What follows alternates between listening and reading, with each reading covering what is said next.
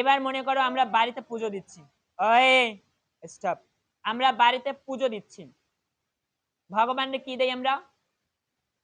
শুনু। শুনু দেয় না? ভগবানের খাইতে খাইতে ডায়াবেটিস হয়ে যায়।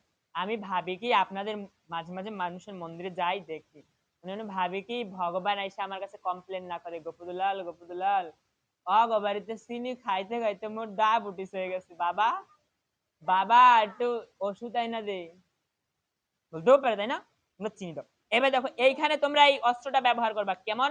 তোমাদের অনেকের বাড়িতে এখন শসা হয়েছে, আমি জানি, অনেকের বাড়িতে ফুট হয়েছে, অনেকের গাছে পেয়ারা আছে, অনেকের কাছে টমেটো আছে, আবার অনেকের কাছে কমফা পেকে গেছে, কথার কথা, কলা আছে।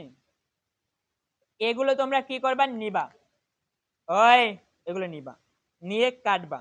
কি করবা? কাটবা, কেটে ভগবানকে দিবা।